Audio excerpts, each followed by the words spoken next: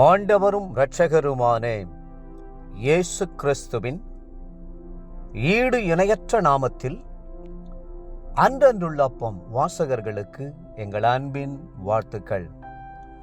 2026 ஆண்டு ஜூன் மாதம் 6ஆம் தேதி சனிக்கிழமைக்குரிய தின தியானம். இன்றைய தலைப்பு தேவனுக்கேற்கும் பலி. 51ஆம் சங்கீதம் 17ஆம் வசனம் சொல்லுகிறது, தேவனுக்கேற்கும் பலிகள் நொறுங்குண்ட ஆவிதான். தேவனே, நொறுங்குண்டதும் நறுங்குண்டதுமான இருதயத்தை நீர் புறக்கணியீர். பொதுவாக எல்லோரும் சந்தோஷத்தையும் மகிழ்ச்சியையுமே நாடுவார்கள். ஆடல் பாடலோடு உற்சாகமாயிருப்பதையே விரும்புவார்கள். கர்த்தர் அப்படிப்பட்ட சந்தர்ப்பங்களை தர வேண்டுமென்றால் நாம் நொறுங்குண்ட நறுங்குண்ட இருதயத்தோடு ஜெபிக்கிறவர்களாய் இருக்க வேண்டும். நமக்கு சூழ்நிலை சாதகமாய் இருக்கும் பொழுது தேவனை துதித்து மகிழும் நாம், சூழ்நிலை எதிராய் இருக்கும் பொழுது கர்த்தரை துதிக்கிறோமா?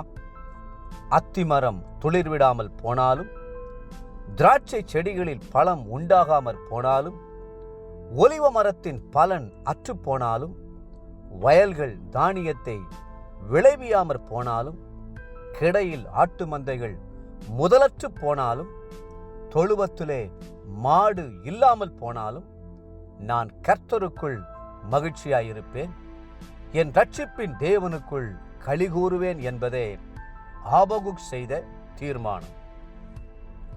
ஆபகுக் 3ஆம் அதிகாரம் 17-18 வசனங்கள். நஷ்டங்களும் கஷ்டங்களும் வரும் பொழுது துதிப்பது கஷ்டமான ஒரு காரியம்தான். ஆனால் யார் யார் தங்களுக்கு முன்பாக இருக்கிற தீமைகளை கர்த்தர் நன்மையாக மாறப்பண்ணுவார் என்கிற விசுவாசம் உடையவர்களாய் இருக்கிறார்களோ அவர்கள் கர்த்தரை துதிப்பார்கள். கர்த்தரில் அன்பு கூறுகிறவர்களுக்கு சகலமும் நன்மைக்கு ஏதுவாக நடக்கிறது என்பதை யார் அறிந்திருக்கிறார்களோ அவர்கள் கர்த்தரை துதிப்பார்கள். துதியுடன் கூடிய ஜெபம் அந்தகார வல்லமைகளை உடைத்து தேவனுடைய வெளிச்சத்தையும் ஆசீர்வாதத்தையும் கொண்டு வரும்.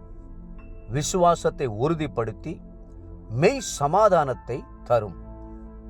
அன்னாளுக்கு குழந்தை இல்லாததினால் மலடி என்று அவளது சக்களத்தை பரியாசம் செய்தாள்.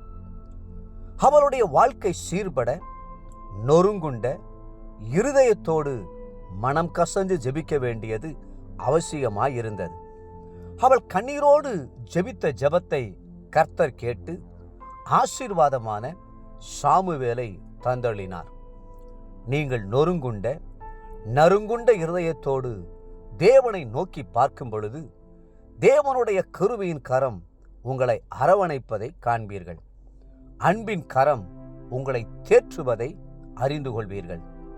சாதாரண நிலைமையில் ஒரு மனிதன் கற்றுக்கொள்ளக்கூடிய ஆவிக்குரிய பாடங்களை பார்க்கிலும் சோதனையும் போராட்டமும் நிறைந்த சூழ்நிலையில் மிக மிக மேன்மையான ஆவிக்குரிய ரகசியங்களை அறிந்து கொள்கிறான்.